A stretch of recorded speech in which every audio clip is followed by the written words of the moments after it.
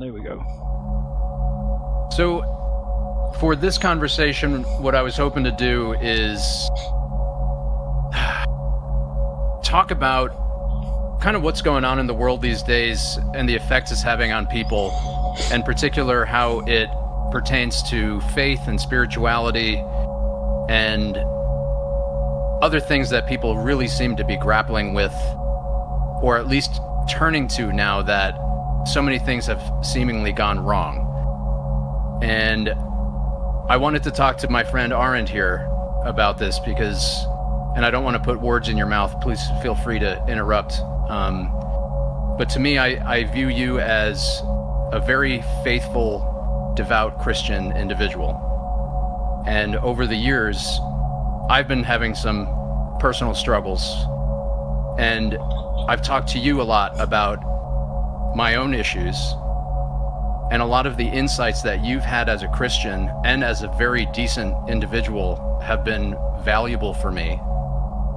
And I was thinking it might be interesting for people to hear some of these conversations, just given the state of things in the world, that people seem so disconnected, confused, stressed out, and worried for the future. There's so many things happening that are seemingly beyond our control. I feel like we need to have some conversations that touch on stabilizing forces, as my earbuds fall out of my ears. So in terms of introducing me, well, I'm a musician, or at least I was a musician. Now I'm just trying to figure things out.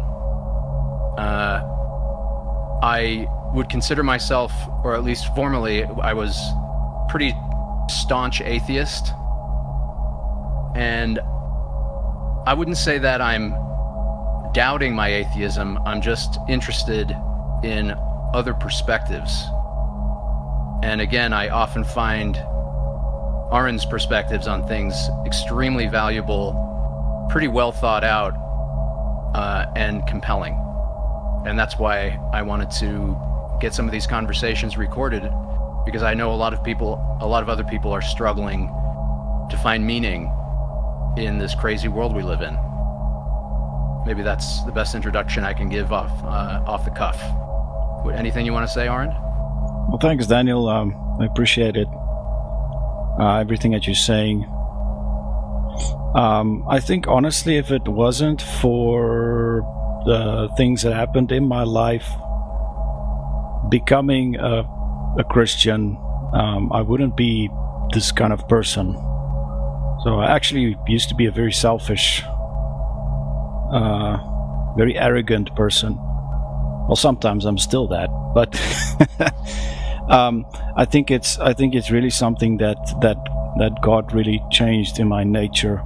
It's not something that you look at people and then you're like, ooh, I want to be like that person, and then I try and copy, other Christian individuals, and everybody just copying each other. It's really, and you do get people like that, by the way. You do get people that pretend to be Christians, but it's just acting, You always get those individuals, so that is actually a thing. And that's just a lack of relationship. So I really try to just, be myself as I believe God made me, and seeking Him. I cannot really define what changes you or how the change occurs, but I guess it's all the forgiveness that I've been, practicing towards others and towards myself that really changed everything in my life. So, so the basis of everything that I believe is based on forgiveness. Just like God is willing to forgive us, so we should forgive each other. So, and that forgiveness just, brings freedom. It sets you free from the cage that somebody else built for you. In essence, the person that you struggle to forgive is actually like the gatekeeper. And you forgiving that person is actually you releasing yourself. And that changes you, because it just removes a lot of friction, a lot of pressure, a lot of stress, a lot of all those things, everything can be like forgiven. And sometimes some things are difficult and it takes time, to forgive. But do you think that that's a fundamental, what do you want to even call it?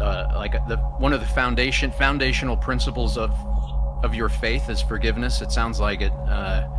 And I know that's something that you've really gone over with me a lot, is forgiveness. And I found it to be very beneficial and to help me release some of the negative emotions that I've had towards people. And it's something that you just have to keep doing again and again and again. It's like you can forgive, and then the anger or the resentment, it bubbles up again. And you have to keep finding ways to forgive others and forgive yourself. And do you feel like that is, where does that rank in terms of Christian values? I think if I actually, now that I think about it, there's a scripture where Jesus is actually talking about forgiveness itself. Let me just read it. It's Matthew 18, verse 21 to 22. So then Peter came to him, Jesus, and said, Lord, how often shall my brother sin against me and I forgive him? Up to 7 times? And then Jesus said to him, I do not say to you up to 7 times, but 70 times 7. That's like 490 times, if you calculate it. So we don't take that literally, right? It's not okay. I'm keeping track 490 times. It's basically as often as you need to. Yeah, so he was giving a number that was basically saying, like, if you have to forgive somebody exactly 400 times, that person would have really done some very horrendous thing to you. I think the most I got to was, let's say, about 7 times or 8 times I had to really forgive somebody, over a period of years. 10 times. Sometimes there's like different aspects that you need to forgive, like the person said a specific thing and that hurt you, and you need to forgive that thing because that was wrong. So Jesus came to set people free, to give them life in abundance, not to condemn them, and that sounds very forgiving to me. So like one of the cornerstones, let me just find that scripture, life in abundance. Let me find that. I think it's John. There's John 10 verse 10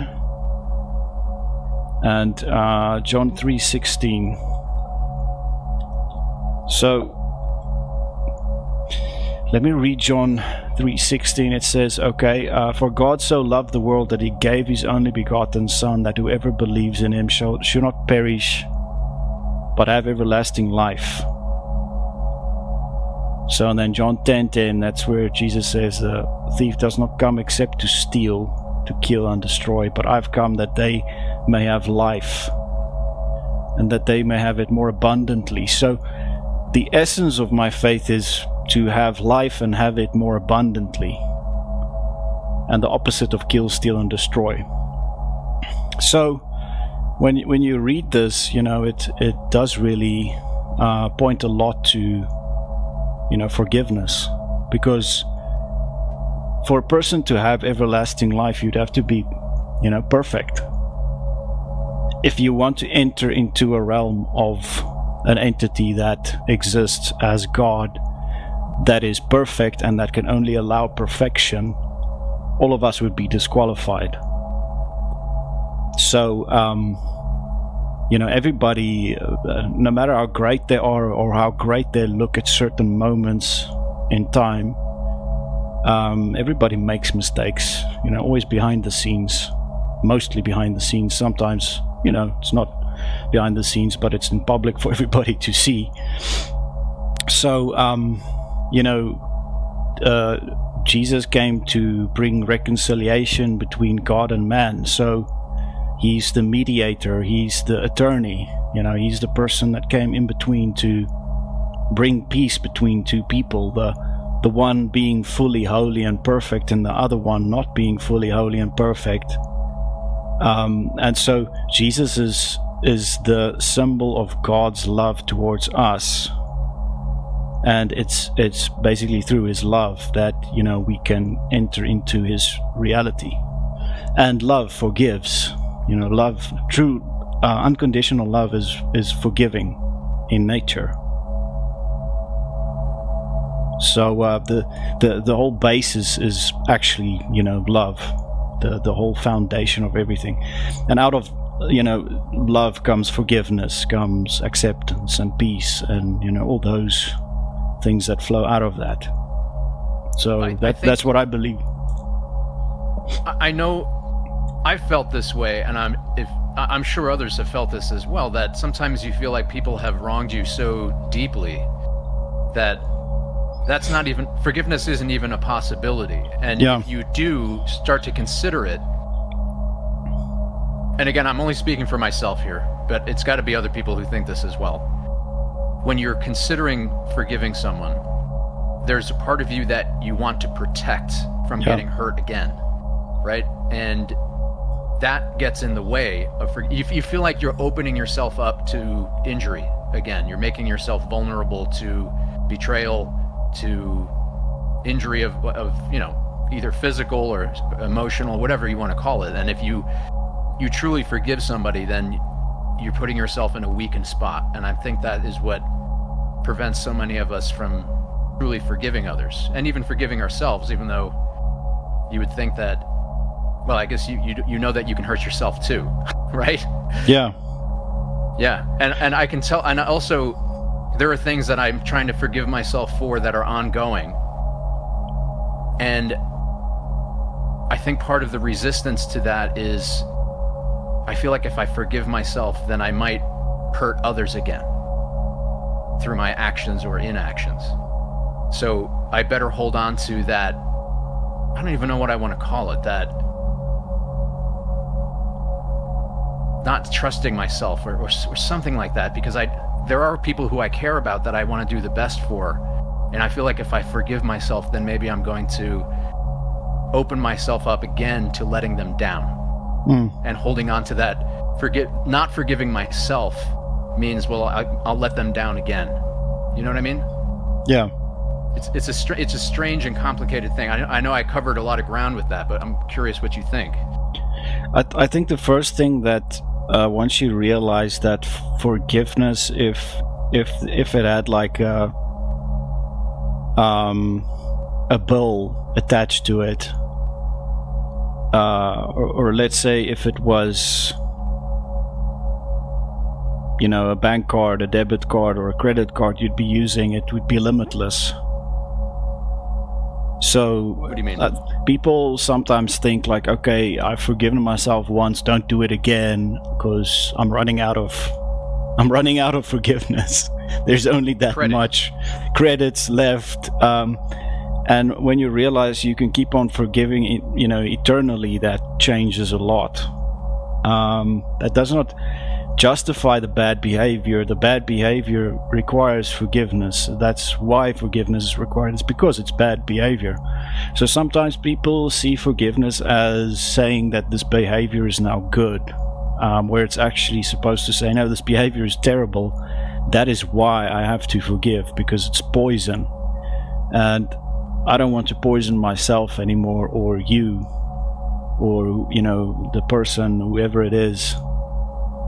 So people are afraid of forgiving, is like you said, just because they feel they make themselves vulnerable. But if you see it like this, if that vulnerability is opening yourself up not to the person you're forgiving, but to forgiveness itself, that changes everything. That's when people actually truly forgive, because forgiving a person does not require you to necessarily open up to that person, because I've forgiven people that they don't even know what I forgave them for behind their backs, and all they know is that, everything is fine, there's no issues. I've had the same experience where I did wrong and then somebody would forgive me, and I would just sense like whatever I did doesn't matter anymore. It doesn't bother the person anymore. They're not hiding it. It's okay. They forgave me. So like when you open yourself up, when you're vulnerable and open yourself up to forgiveness itself, you're not going to be hurt, because forgiveness is forgiving. So if you want to see it as a singularity, if you want to see it as like a realm that you open up, forgiveness, you open yourself up to grace, to mercy. I feel like I've done that, and I did open myself up to getting hurt again, right? I have been in cases where I've been understanding, empathetic, and forgiving, and then that put me in another vulnerable position where I let myself get hurt again or betrayed. Yeah. And I know is that on me, or is that on them, or is it both? I mean, what do you do in that? I mean, there are people who are just going to keep, the scorpion is just going to sting you again and again and again because it's a scorpion. And you can keep on forgiving, but the nature of the scorpion is not going to change. It's not going to change. Yeah, the tiger doesn't change its stripes. So what do you do when you have somebody like that you can't really get away from? Right? For people have their reasons, their circumstances. They just can't get out of that situation, and they're just going to keep getting stung by the scorpion. So I think you can keep forgiving. Go ahead. I think forgiveness and wisdom goes along very well, because I think as a child, when you forgive, you expect the person is now going to completely change, and then you're surprised when they don't, and they do the same thing again, and that builds this idea that forgiveness isn't worth it. Like, rather protect yourself, don't forgive. So it's in a way, it's the inability to give somebody grace that gets you into a place where you get hurt again. So that doesn't mean you have to be this person's friend now. It just means what they did wrong, you completely buried it. It's gone. It's not hidden. It doesn't exist anymore. So people say I forgive, but I don't forget. That doesn't exist. Let me say that reality doesn't work, because if you don't forget and let it go, it's not forgiveness. It's just words. So people a lot of the time say words and then they still hold a grudge inside, and the act of forgiveness has not taken place. It's merely just a verbal commitment that's been made. It's more about actually the commitment on the inside that you make that changes it into real forgiveness. So let me use the example of a person I had to constantly forgive, because this person's like a scorpion, and the person didn't quite change. Let me say, the person started treating me with more respect after I've actually forgave them. But the person didn't really completely change. So what did I do? I just left quietly. I'm not engaging with that person anymore. You don't have to. So people think forgiveness means, okay, now you're back in my life, everything's going to back to normal. Where the reality is, when you see a person doing something, instead of holding a grudge, apply wisdom. Because the grudge is like a false wisdom. You're like, this person did me wrong, so let me keep the record of their wrong, and let me remember, almost like a policeman. Like, they're not allowed, in this territory because they wronged me. Where it could be more like I do not allow them in this territory because I just simply respect myself, and it's not on the basis of a grudge. Because people think if you ignore somebody or remove somebody out of your life, that is evil. There's nothing that says that's evil. There's nothing evil about walking away from somebody. When you think about it, it's your free will. So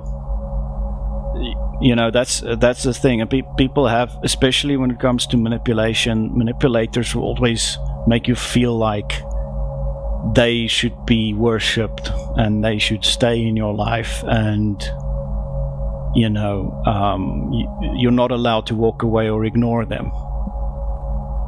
So I've been in situations like that a lot in my life where I just realized, no, I don't have to have this person in my life. And the funny thing is, when you then remove this person out of your personal space, you can walk into them every day. Even it's about, you've disengaged on the inside. There's no longer that connection. Yeah. So you become like unfamiliar with the person, and that person would then usually throw hooks to try and engage again, or to try and get some reaction out of you. And when it comes to those hooks, that it's okay to dodge those hooks, and you don't have to be hurt by somebody to be forgiving. But now then again, then again, so what Jesus did was something that I think nobody could accomplish, where he was hanging on a cross and dying, saying, Father, forgive these people because they don't know what they're doing. So but what's interesting is he forgave out of wisdom, because he said they don't know what they're doing. But think about it. He's in the situation of being hurt and he forgives. How many can do that? I don't think a lot of people can. No. So for me, that's like a shortcoming. That's something where I fall short, and I don't think I'm ever able to do that. And that's exactly why I need him, because I've got a weakness. Because he's the pro at forgiveness. So what I believe is that God cannot forgive me unless I forgive someone else.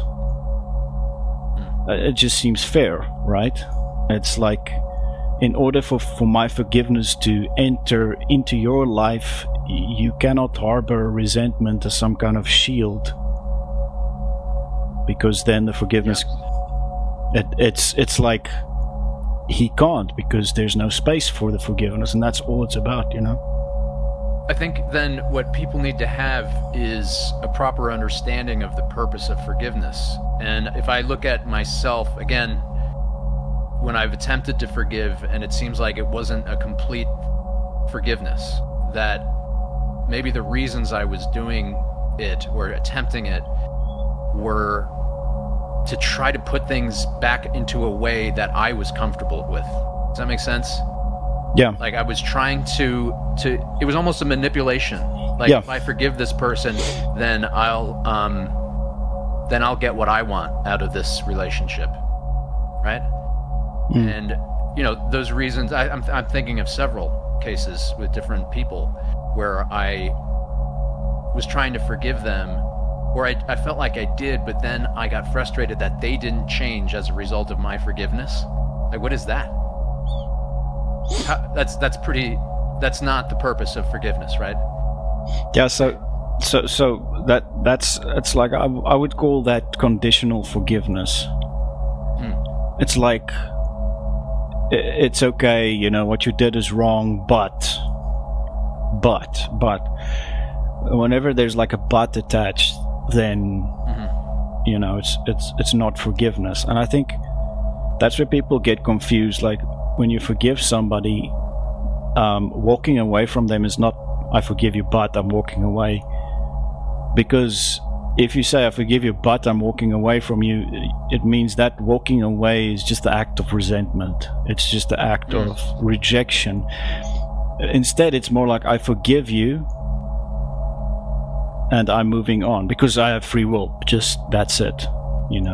So you can leave a friendship without a person even doing anything wrong to you. It's just a decision you make. There's nothing wrong with that. If you start talking to somebody, you don't like the person, you don't get along, then you just stop talking, and there's nothing wrong to that. It's just right. So it's on the basis of just autonomy and free will that you change your course of direction. That can seem to that person that so this person didn't really forgive, that's why they're walking away, and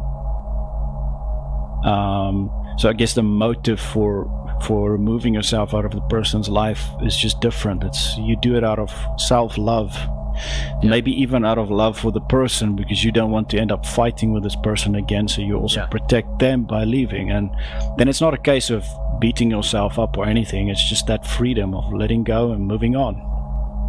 Right. I think there's cases where people do stay in your life and it's okay, and I mean, if it works, then great. I mean, if you can forgive somebody and you can just go on and be friends, that's also wonderful.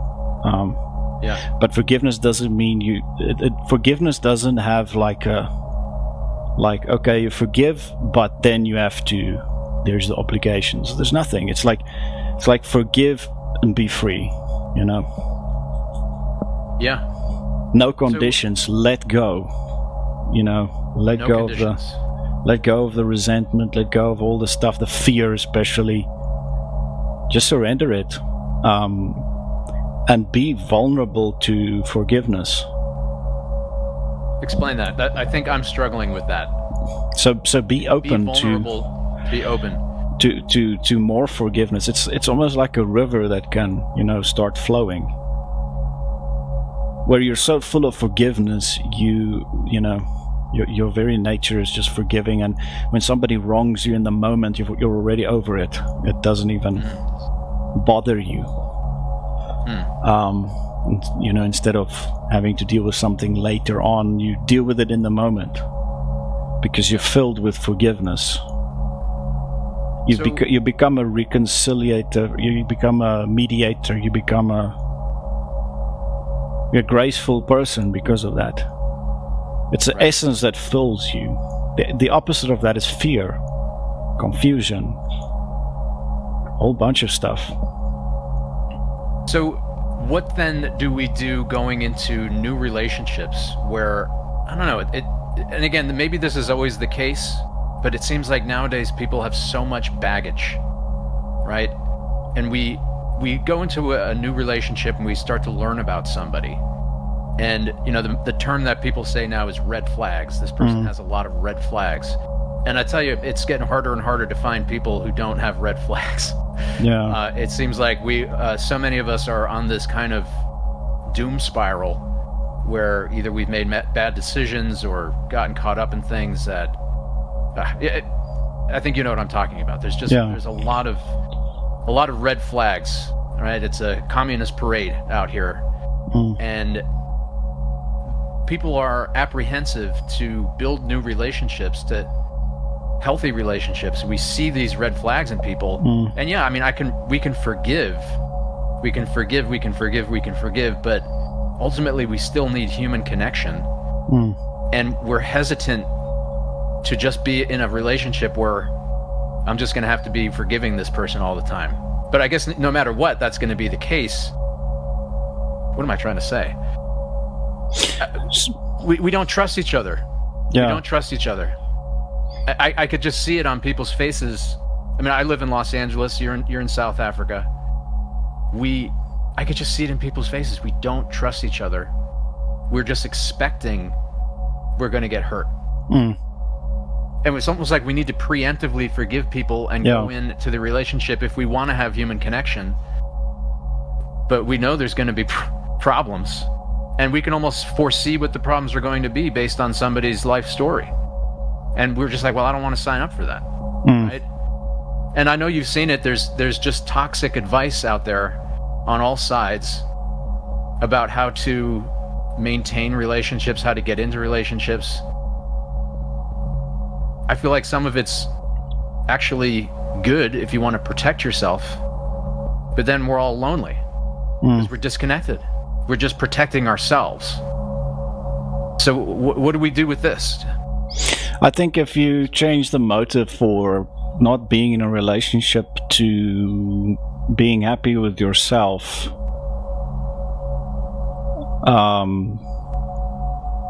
instead of avoiding pain, rather finding meaning in life without somebody, it is possible. I think especially as a man, it's kind of like up to the guy to provide something, and it feels, to me, it always felt very unfair. Like a woman wants somebody who's got money, and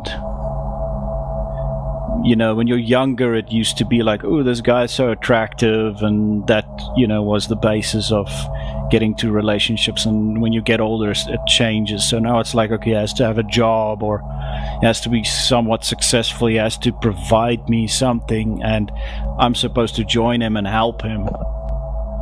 And a lot of guys out there don't provide anything because they're empty. There's something missing in their life, so they want something out of the lady, but that's not how it works. They're kind of supposed to be the provider, and so I think a lot of women are tired of men that just drain them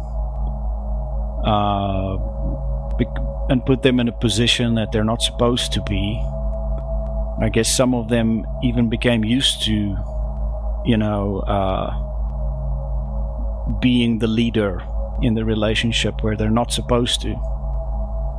And that thing, I think, growing up without a father or a single parent, I think that's a huge factor when it comes to relationships, because sometimes a man doesn't have the example of his father and to learn from, and so he lacks that information. And then same on the ladies' side, maybe there's also no dad or no mom, and they also lack kind of information, they lack wisdom. So I think people close themselves off for various reasons, and for disappointments and abuse and things that they've experienced.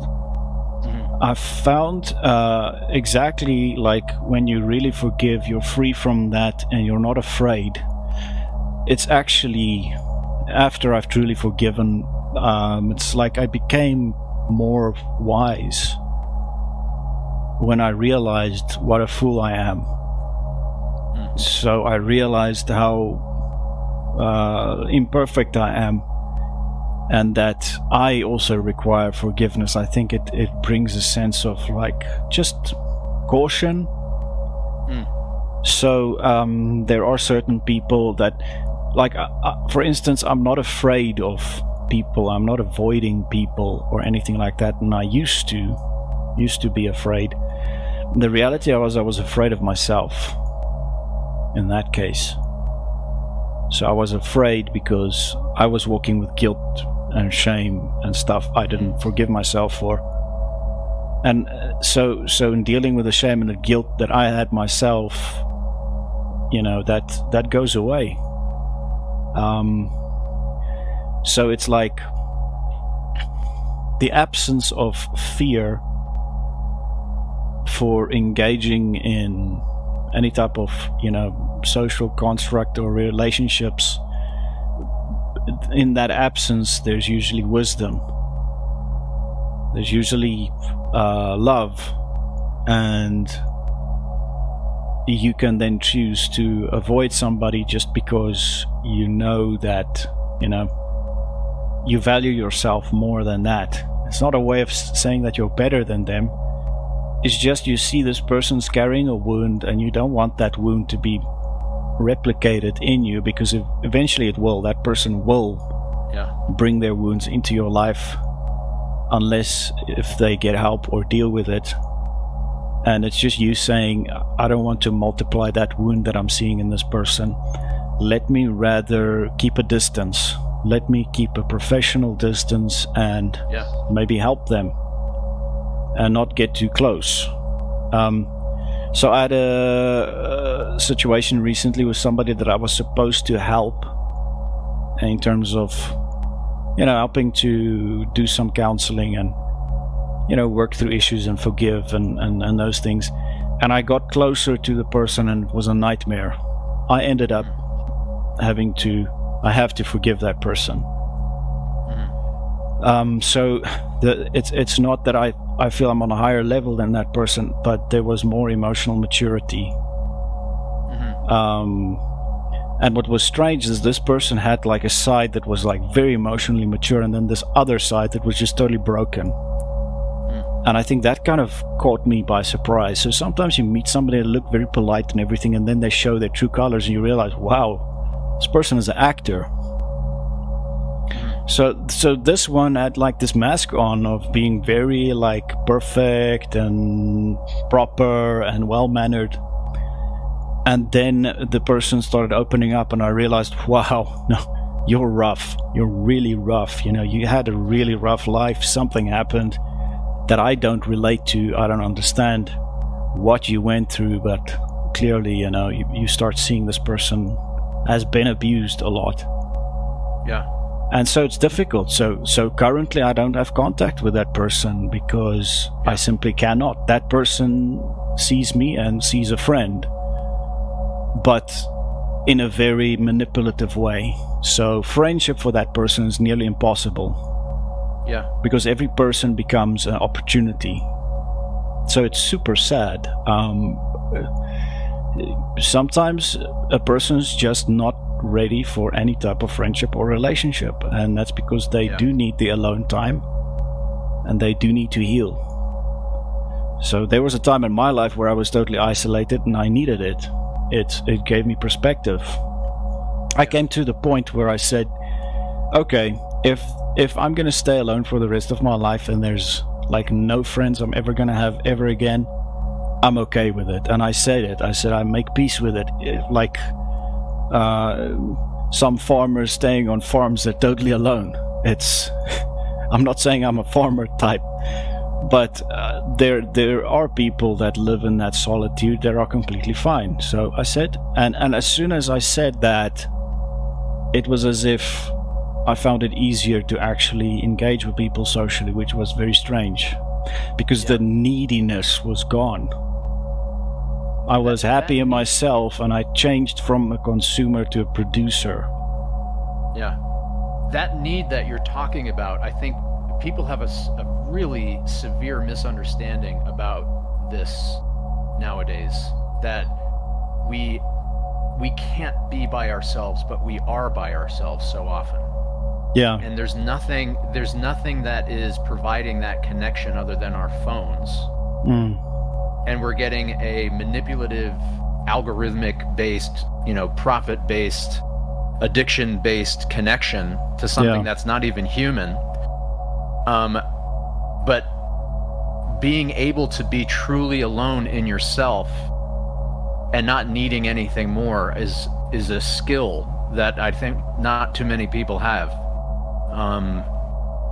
And they feel that emptiness, and they go looking for something, but they're going into it in a state of mind where they're defensive. Right? We need that connection. We have that neediness, but we go into that with a defensive state of spirit, right? Yeah. And because we're afraid that, what are we afraid of? I don't know. What do you think? Well, I think it feels people are afraid of rejection. So we just got interrupted there. I'm hearing somebody shout outside, "There's no power," like they're happy about it. I don't know why, but some people here can do some funny stuff.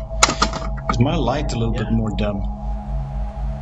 Yes, it is. Let me plug the charger out. Oh, wow. Okay, I'm not going to do that. So I've got the safety light thing that I can charge my phone on as well. So you were saying something about forgiveness.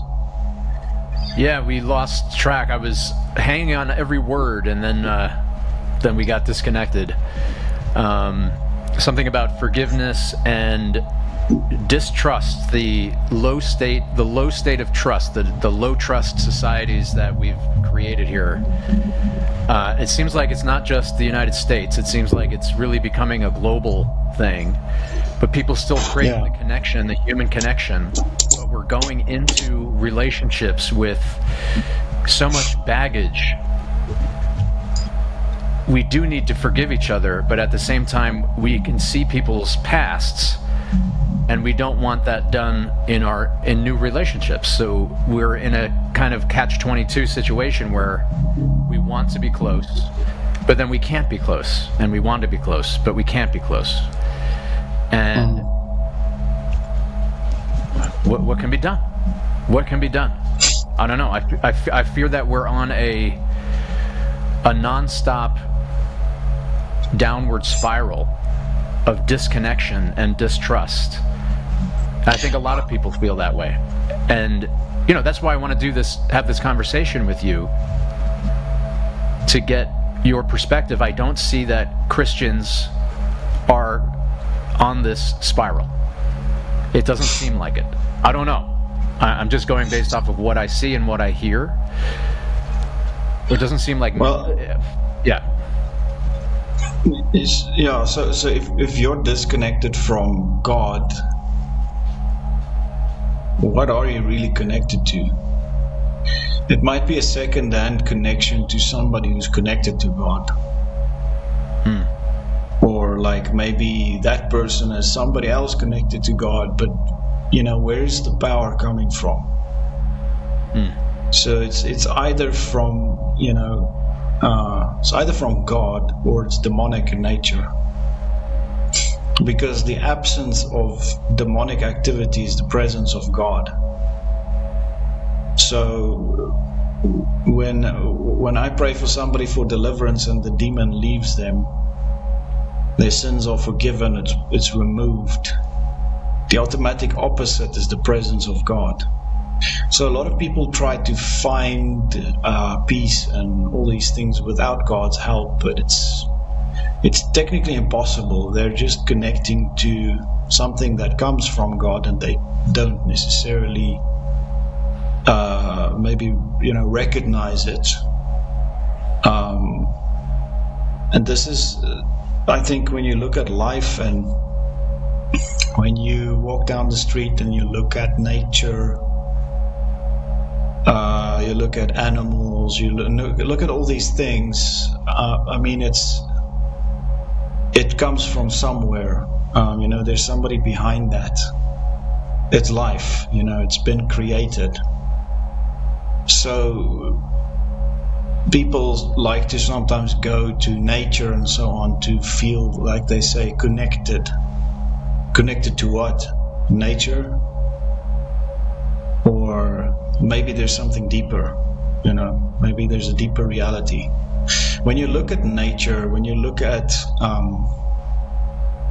even like documentaries and these things, I can learn something from that about, the designer behind it. When you look into like elephant's eyes, or like how dolphins behave and how a dog behaves, and you learn something about God and like about his goodness and his grace, because animals are like all these, they're totally wild. There's like no rules, and it's rough. When you look at like how a lion would chase a buffalo and choke it to death, and then start eating the buffalo, like eating the buffalo basically alive. Well, they choke the buffalo first, but hyenas it's still sort of alive. Yeah, they eat them alive. Yeah, so there you can learn about the nature of, like, I'd say cruelty, and So it's almost like a place where there's a silent audience that don't speak any languages that people can actually observe and learn. And when you think about it, why would God create all these things? It's stupid, right? It would be useless. And when you look at ecosystems and how they function and how they work together and so on, I mean, it's just impossible for stuff to just happen by mistake. Those things are so balanced, so perfectly balanced, that you throw one thing off or you remove a certain animal and then the other one takes over and it destroys the whole ecosystem. If there's too many elephants, there'll be no trees because they break down all the trees. So there has to be limitation on the amount of elephants and a certain amount of lions and a certain amount of ants, and then you need this and this and this and this and this, and the bees pollinate the flowers, and without those bees pollinating the flowers cannot let's say reproduce. So you remove the bee, now all the flowers die. So everything is so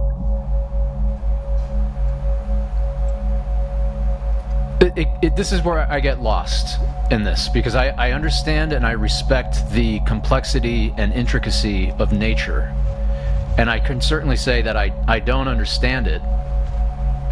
It's amazing, and it looks to be balanced and delicate, but I don't understand how that's an argument for a creator. It's complicated, but why can't things just be complicated? You see what I mean? But why is that an argument for... You see what I mean? It's just that... Yeah, so I mean... I don't... I mean, if things just happen by mistake...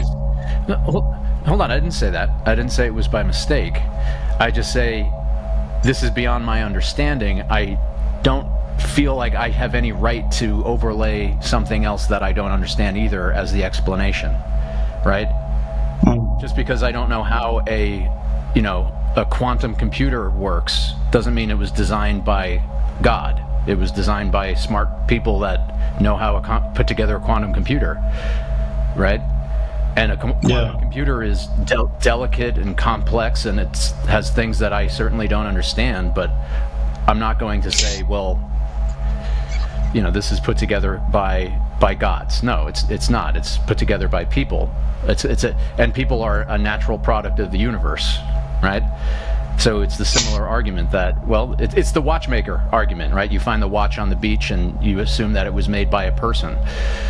But the natural world isn't a watch. It's the natural world. It's similar. It's complicated. But we have a pretty good understanding of how these things kind of come together and form systems by natural processes, and that's fine. I mean, if you open up, if you were let's say some lesser developed species of humans, and you find a computer and you open it up and you develop some sort of ruler to measure things with, and you finally figure out how to power it up, and then you see, okay, this is how stuff works. That does not mean that, okay, nobody created it. It's observed, and the observation is using certain rulers or certain, units of measurement. So you measure the weight, you measure the electricity, you measure various dimensions, and there are many more, I believe, to still be discovered. Things that we don't understand. Let's say a science that almost a science of spirituality. If that could be written down and defined in some specific way. So I understand what you're saying, but just because you can let's say observe something and prove something's intricacies and how it functions, it does not necessarily mean that there's an absence of somebody who created it before. Yeah, so it doesn't necessarily mean there's a presence of something either. It's just what it is. Sure, but I mean, to think that things just come together out of nowhere, there'd have to be some kind of magnetism, some magnetic force that pulls things together in a certain arrangement. What is that? Because when you look at entropy, stuff kind of just, drifting in their own directions, and then certain laws of nature can cause them to come together, like, let's say, gravity, or let's say, various things can attract elements to each other. And yet, like when you look at a crystal structure, some of these crystals even look like perfectly square, like they have perfect square shapes, like somebody literally cut them, but it's just how the molecules fit together. It forms that perfect square, pattern. So the laws of chemistry and physics dictate how those crystals are going to arrange themselves, and they do it without any intervention. It's just they're just following natural laws. They do what they do, like a rock falling off of a, just a rock falling down. It's always going to do that. But again, I feel like I feel like it's arrogant to say, well, this must be the work of God, but we don't know what that is, right? But the other problem too, just to make this more complicated, is that, and this is part of the reason why I'm getting curious about the things we're talking about, because when we drill down on these scientific explanations for things, they always rest on suppositions and assertions. And maybe we can go a little bit lower, but regardless, it just comes down to some sort of, well, this is just the way it is, and there's no explanation for that, right? And it seems like there's no support. There's nothing that is fully explainable other than saying it is what it is, right? And then maybe we get better ideas about what it is, and we can adjust our explanation, but ultimately there's nothing holding that up other than an assumption. If I would create a universe with all of its stuff and people and all of the intricate stuff in there, which is nearly impossible to even think about, because all we human beings can do is just copy, essentially copy what we see and use what we have and do different combinations of the things, the blocks that we're already handed, to play with. So it's almost like even what we create is not truly always original. It's just a rearrangement of elements and ideas that have, existed before, and new ideas seem to also, it's almost like, nothing is really new under the sun. But if I would create the universe, I think if I was God, my reasoning would be, it would be an adventure to discover me, and not to,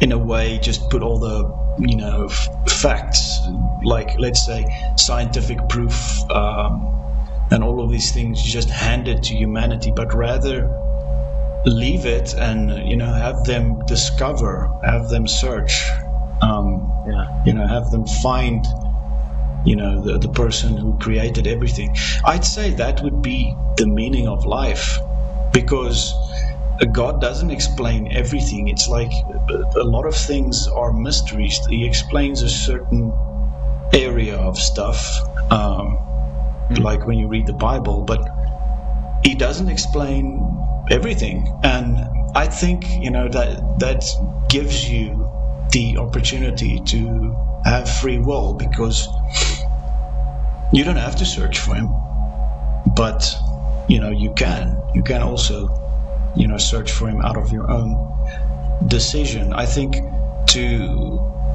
if I was a God that wanted relationship with, my creation, to force them into relationship wouldn't be a relationship, right? So, like, when you walk into somebody you like, it'll be like, you're going to be in a relationship with me. and I'm proving myself to you now, and here's the facts, and here's who I am, and here's all these papers with all these details, that person is going to be like, wow, you're kind of a bit arrogant. So I'd say I do see humility in the way that God is, in a way, hiding. To me, my perspective is, I don't see him hiding. I just started to see him a little bit, in everything. So, like a humble person wouldn't be like, oh, hey, you should bow down and worship me now. Almost like, I don't know if you've seen Thor, what was it? Love and Thunder. Where? I don't know if you've seen that. So, Gore... Stopped watching Marvel movies after Endgame. Yeah. So, but Gore discovers his supposed god, and is this extremely arrogant, selfish person that tells him, like, you have to suffer for me, like, that's your only purpose, and I don't really care about you, and he just sort of dismisses him, like, oh, whatever. That's exactly, I think, the opposite of, who God is, because yes, there is suffering, but there is a way out of suffering. And so it's like he provided everything. He set the whole table. He's, he put the candles on the table. He put everything in place, yet we still have the free will to just walk by, and that's not, and he's not manipulative, like, oh, fine, if you don't want me, then I will destroy you. That's not, some people have that picture of God. But I'd say let's say, not believe that God exists requires a lot of energy, I think, to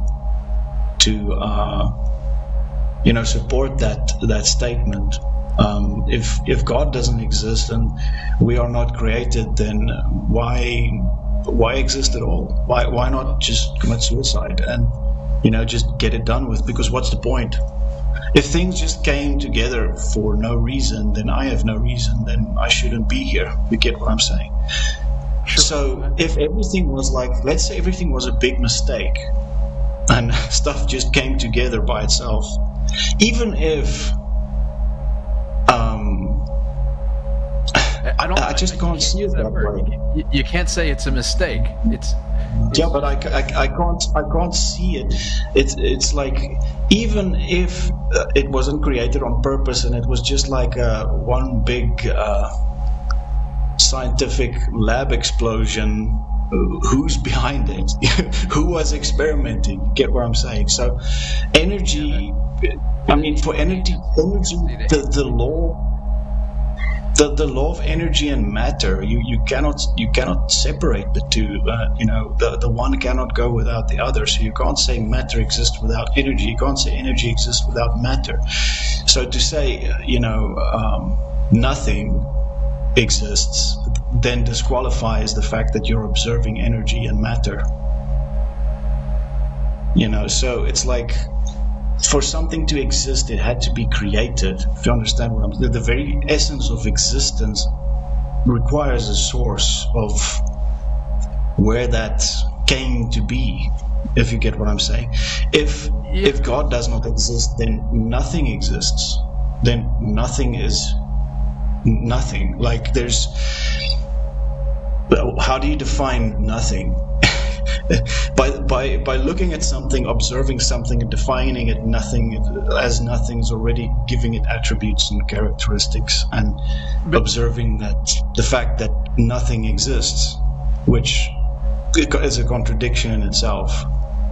But then here's the other problem that I'm thinking about as you're saying these things. They're good questions, but then when I'm thinking, well, what do you mean by God? What do you mean by God? God is the one who did this. What it feels like you're saying, and tell me if I'm wrong, is that God is just simply the sum of all human ignorance. We don't know these things, right? We don't know how this happened. We don't know how it was made. We don't know where it came from. We don't know what we're doing here. Therefore, God. right? Take all the things we don't know, pile them together. That's God. And as soon as but help me out. I'm curious. I really want to know. But I understand how you see. Okay, so what you're saying is, if you can't explain something, don't blame it on not blame some creator. Explain. Or explain. Like don't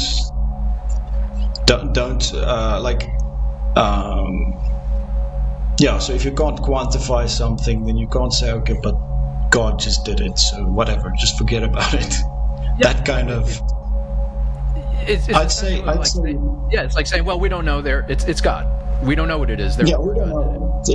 Don't meddle with those things because they are evil, and don't go into science and don't study because I don't know. Some people have a fear of science, which I don't understand. It doesn't really completely. It doesn't really completely make sense to me because when you really they have a fear of study these things, which I don't study science, but let's say I'm more like into human psychology and these things, and let's say art and those things. I don't think I'm afraid of discovery. You're either going to discover good stuff and bad stuff, and you're going to learn from the good stuff. So people that discourage like learning and exploration, I think they themselves are not necessarily wrong, but based on their beliefs. They might just be very simple people. I've met a lot of people that they just don't think about stuff. Yeah, and that's fine. They don't think deeper about stuff, and it's to them it doesn't. Yeah, it's. I'd say it's easier for them to have faith in God because of ignorance. Yes, that is true, because they do require more faith, to believe. So it's really not something that you can understand with your head. Well, there are certain, I guess, ways of understanding it with your head that God does exist, and there is some, chain of thought that leads in that direction. But for me, it's more like an experience. So my question is just what are the odds of me being totally lost and addicted to, drugs and alcohol and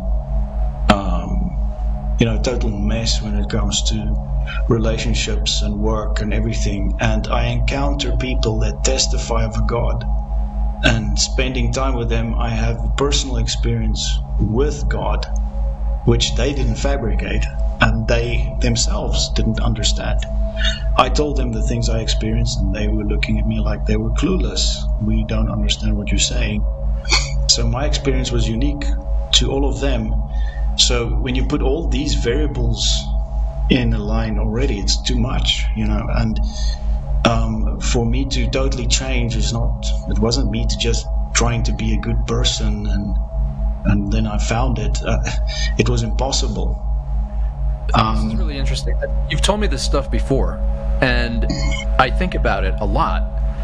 But to me now, it seems... Are you familiar with the term qualia? You know what qualia are? Oh, no. It's just a fancy word for a subjective experience, right? It's, the taste of a strawberry, right? And how can you explain the taste of a strawberry to somebody who's never tasted a strawberry, right? It's a purely personal, subjective experience. And to my understanding, we can do scans of people's brains and see what parts of their brains light up and what neurons are firing when they eat a strawberry, which is interesting, but it doesn't necessarily have anything to do with the experience, the personal subjective experience of the taste of a strawberry, right? Or the color red, right? And what you're saying to me, and tell me if I'm wrong, is you have had personal subjective experiences that you can't explain. And I've had a few, but I'm leaving it as, I don't know what that was. And I can try to explain it, but it always falls short. My words always fall short of the experience. I struggle to take meaning from that experience. I don't know what it is, but it leaves me with more questions than answers. It doesn't leave me with certainty. It leaves me with more uncertainty. What was that? What was that? And how do I even? It's like eating some. You walking around in the woods and you find some amazing fruit that looks delicious and you eat it, and it doesn't taste like anything else. And then you go tell your friend, I just had this amazing, and your friend said, what did it taste like? And you can't explain it. Well, it doesn't taste like a strawberry. It doesn't taste like cherries. It doesn't taste like an apple. It's just and then the fruit's invisible as well. And then the fruit's invisible. You go back to the woods and you're like, hey buddy, it was, just around this corner. You go there and it's not there. And then you sound, forgive me, you sound like a crazy person, right? I'm not saying you're crazy, because this is a human experience that obviously people have been having for thousands of years. But what is it? And it's not always Christian, Arend. I mean, there are traditions in other religions where they have deep and profound, well, it's the same thing, profound experiences that they try to quantify, write down, to share with people. And what can you do? You can't, it's a personal thing. And when I've had those experiences, I'm just left scratching my head. What was that? And it's not like I see, Jesus coming to me in robes and a halo. It's not that at all. I've never had that kind of experience. It's some sort of experience with an infinity, or it seems like it could be some sort of infinite. Yeah, I'm already struggling. Other than it seems like something like I've touched an infinite thing, like an infinite dimension, and past that I can't. I'm at a complete loss for words. And how do I even know that it was an infinite? And am I lying to myself when I say it was an infinite thing that I experienced? I don't know what infinity is. I have no other point of reference. My three-dimensional brain, limited by time and space, is saying it. Well, it seems like that's what infinity would be. Now what? Now what? For a person to find God, he has to reveal himself first. God has to reveal himself, or the person has to reveal himself? He has to reveal himself, and if he hasn't revealed himself to you yet, perhaps this was a part of it. I believe it could be. Then it's like walking up to that person and meeting that person for the first time. You have to be willing to walk to the person and introduce yourself. You get what I'm saying? So that person might be aware of your existence, or there might be things that allude to your existence because there were rumors of this person in town and whoever, and then this person walks into the restaurant and she realizes, oh, you're a real thing, and then you start talking to her in a way that she understands. That's up until that point, Daniel's existence cannot be proven because maybe others have seen Daniel and others know about Daniel, so they believe in Daniel. When Daniel walks away from them and he goes to his house, he doesn't cease to exist. That requires faith on their side. So there is an element of evidence, and then there's an element of faith. So with the encounter, that's to me, that was definite evidence, because what happened to me was somebody spoke to me and told me things that they would never have known and never have remembered. And there was a 3-year separation between the two times that this specific person said almost the same thing to me. And it's not that this person says the same thing to everybody. It was a specific thing that was said to me, where he simply said, I see a satanic suggestion over your life. but something like God is breaking that and he's setting you free. And then he repeated other things that he said before, like what he saw about my future and stuff like that. In this 3-year gap, the first time he spoke to me, I rejected it. I said, whatever, I don't believe in God. At that stage, honestly, it was like I was laughing, and I almost felt like the devil was inside of me, like I was just evil and cruel as a person. So I rejected it and I walked away. And then 3 years later, I mean, there's been thousands of people that this guy has seen, and I knew for a fact my hairstyle changed. I grew my hair longer. The clothes that I was wearing was different. My lifestyle totally changed. So how on earth did he know that I'm exactly that person from 3 years ago, to memorize everything and then recite it on the spot without getting out notes or anything? I said this has to prove that God exists, because it's impossible. And because what it was revealing to me was God, that I said, he's talking about God, and there's no way he can know this about me, so what he's saying must be truth. That was my experience. So a second event was when I was in church, and I've seen all the stuff, and I hear all the people praying in tongues, but I didn't have that experience. I didn't understand what was going on. I didn't relate to them. So I was going to church, and I just came to the point where I said, God, if you exist and if you're real, show yourself to me, or I'm leaving this church. That was it. I was sitting, I gave him ultimatum, because I literally did. I said, if you don't prove yourself, I'm leaving. And he doesn't have to. By the way, he can choose. He can decide. But he chose to reveal himself in a very non-grandiose way. The pastor just walked to me and looked me in the eyes and asked me, "Are you okay?" And I started crying. I wasn't looking particularly depressed or anything. I was just sitting there. I was thinking by myself, did he just read my thoughts? How does he know what's going on inside me? Because I wasn't looking like I was breaking down or anything. He was spiritually observing me, and he saw that I'm not okay, and then he walked to me and just asked me, am I okay? And I was thinking, what gave me away? What did I do? I didn't do anything. And I said no, and I just broke. And after that, I think that was when things really got solid, when they started praying for me. And something that was part of my personality jumped out, like it surfaced, and it wanted to jump out and literally strangle the pastor. There was an anger that just rose in me, and I wanted to stop him from praying for me. And I couldn't understand what just happened to me, why he didn't say anything. He was in fact smiling at me. So that sudden, super irrational thing that happened to me, like all of a sudden I want to jump on him and choke him.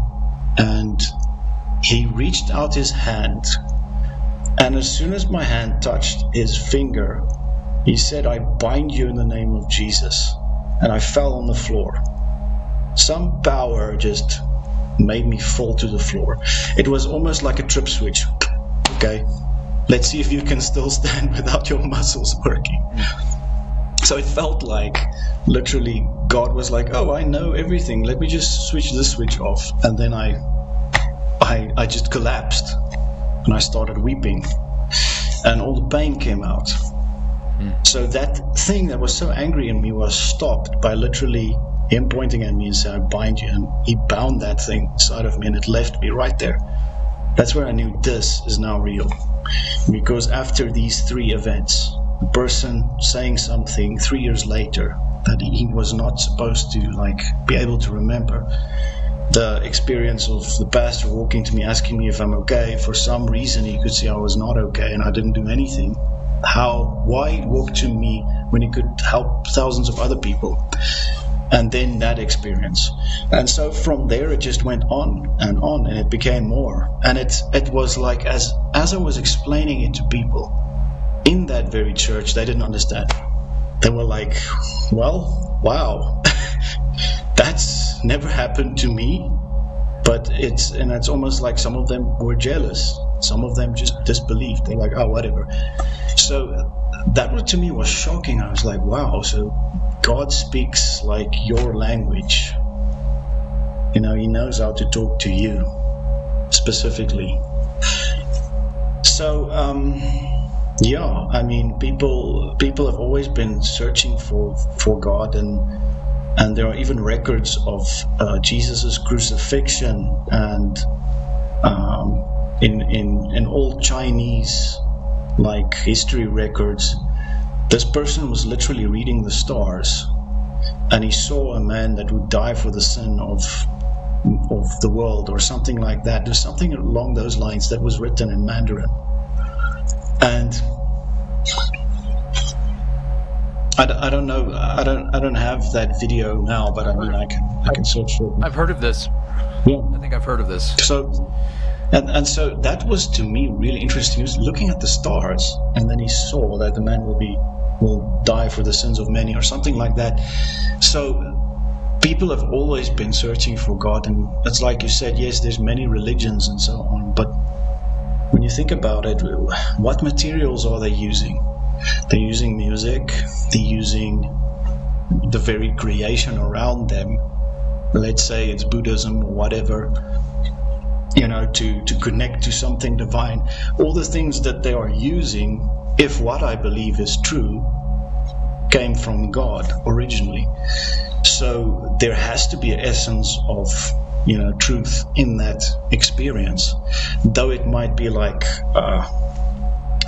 not a subtraction, but like a subdivision, of the main category, So they might be experiencing some sort of divinity through the music, or through something else, or maybe some truth about for letting go, and that sense of forgiveness and becoming one with creation. So if the universe, if I believe what I believe is true, the universe was created by God, then surely somebody who worships the universe could perhaps have some experience with God, and it could be a diluted experience where you can actually just get to the source. So even when you read, for instance, in the Quran, and Muslims don't actually know these verses, and they actually deny it until they find it. There are verses that says the Christians are right. You should listen to the Christians. There are other things that say something along the lines like, I couldn't exactly remember what it was, but the point is, in my faith, there is a belief that every tongue will confess and every knee will bow. So every tongue will confess that Jesus is Lord, and every knee will bow. And even in the Quran, it was like as if it could not be resisted. There has to be some kind of, revelation about him, even though the whole thing revolves around Muhammad and whatever experiences he had supposedly with the angel. There are other examples. For instance, when you go into Satanism and these kind of things, bring up the name of Jesus, they no longer want to talk to you. They don't want to take in people that have been baptized. Why not? What is it that puts you off? They don't have a problem with Buddhists. They don't have a problem with other faiths or other religions. It's just if it's a Christian and they're baptized, they cannot join. Why? So that's quite interesting. So when you actually look at pure evil, it's almost like there's always something that just reveals the truth. This is the evil side, that is the good side. So my other argument as well is, why would people say Jesus Christ as a curse word, and it's just a word, and use it to evoke some kind of shock, when they could have said Buddha or Allah or Muhammad? And they don't say Krishna Have you ever heard it? It's always that. In every culture. Not in every culture. It is in every culture. No, even in India, people are saying that. In South Africa, people are saying Yesu in their language as a God's word. Why choose that name? That's just my question. Why not choose any other name? What is it about the name? You understand what I'm saying? True. No, it's not true. It's not true. I've heard people, Arabic speakers, speaking Arabic, and something surprising happens in the same context in which an English speaker would say Jesus Christ as a term of what's going on, like what is that? Holy shit. But they're saying Allahu Akbar, right? It's just, to me, that's just, you know what I'm saying? It's just an expression, a cultural expression that we all understand. We meet on the common ground of language and culture, and we all know what that means. I don't know why it's that. It doesn't have to be that. Around here, people don't say that very much. In Los Angeles, people just drop F-bombs. In New York, they'll also drop the F-bombs, but in other places, no. I think it's just a cultural. But why point to God? It's a strange reaction, and it's built into every person. It's a need for God, and so why would you say, "Oh my God," or whatever? Like, why? You don't have to use that. Like, it's because of a certain desire that people have. The reason why people have a desire for God is because they realize they're hopeless. They need somebody to help them. It's just like they need truth. And I get that. And that, I think, because I'm going to have to go. That might tie into what we're going to have to talk about next, which is what I was saying in between our little technical glitch here.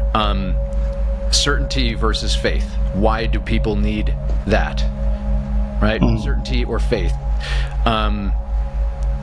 Because that's something that I'm struggling with a lot. And I think there have been a lot of false promises about if you follow this chain of thought, you will get to some kind of certainty. And I don't think I'm getting there. I'm getting more uncertain about things. I've taken a lot of the scientific way of thinking to its rational endpoint, or at least to the end of my understanding of it, and there's still no certainty there. I guess what I'm trying to look for is certainty. And what people of faith are offering is a type of certainty that goes beyond thinking. Understood. Beyond like evidence, observable evidence for you. Yeah. Yeah.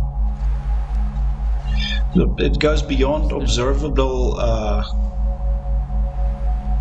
It goes beyond. Let me just wait. What is going on? It goes beyond observable evidence for you. Yeah, beyond. Yet they have observed it. But they're still offering evidence, like you were offering your evidence of how you were moved by some sort of spiritual experience. You're still offering evidence, right? So faith isn't just faith. And they can account for that. Yeah. Yeah, so it's there were people there, so I mean, there were witnesses that could say, yes, this is exactly what transpired. Yeah. And I guess the question would be, why would a person like me fake that? It would be very strange. A person that didn't believe in God. No, I'm just saying, like, let's say God doesn't exist. What would cause an atheist to almost act and defend that God exists as a coping mechanism for something that he cannot understand it? I mean, I would have just walked away. But, a supernatural event occurred, and that was what changed me. I'm not saying every person has to have that specific supernatural event. Each one is different. But what I do know is I used to be an atheist. I used to, point the finger at God. And but now I'm not. So, how could that be? Now you could say, okay, you get different religions. What about Islam? What about these things? What about that? There's and also even in some Christian cults, there's a lot of control and manipulation and lies. And you have to kind of keep the narrative. And the opposite to that is a relationship with God, where you have personal experience with Him. It's sad that some churches get messed up and cults get formed, and there are a lot of religions that. So, for instance, like Islam controls a lot with like money. Money is like a big factor of control in their environment. So there is a way to keep a narrative together with control, but the fruit, the results of that would normally be somewhat miserable people. I'm not saying Muslims are miserable. That's not always been my experience, but you get what I'm saying. Like, so somebody who's been in a cult, you can see that person's broken down. They're not okay. They're just like torn up, and they don't look fine. Yeah, they just become a part of.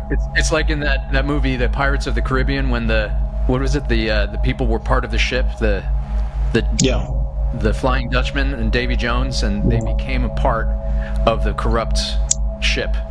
Right? They're built in, and they're miserable, and they're they're rotting. There's no freedom. There's no freedom. There's no freedom, and who wants that? Yeah. So it's they just enslave themselves. Yeah. It's a kind of ironic environment where you go together with a group of people and find freedom. Where you're not bound up with things. It's so strange. What would keep such a group of people together? It's like you get together and you experience freedom, and yet you keep on getting together on a Sunday. And, if you're free, I don't need to go back. When you think about it, right? Those are just, I think, let's say some stuff, for you to think about. What these patterns, these behaviors, why are they behaving this way? Look at the evidence. Study the people. Look at the psychology. That's also a field of study. So, I bet you if I could have a psychological evaluation before what happened and after what happened, it would have been a different. There would have been a behavior difference, and psychologically, something had to physically actually change in my brain when the unclean spirit left me. I'm not disagreeing with that at all. Oh no, you froze. Dang it. Well, I think maybe let's wrap it up right there, because I think we can just keep going and going and going. But I'm going to have to run. I don't know if you can even hear me. I'm going to hang it up right here. Let's continue again soon.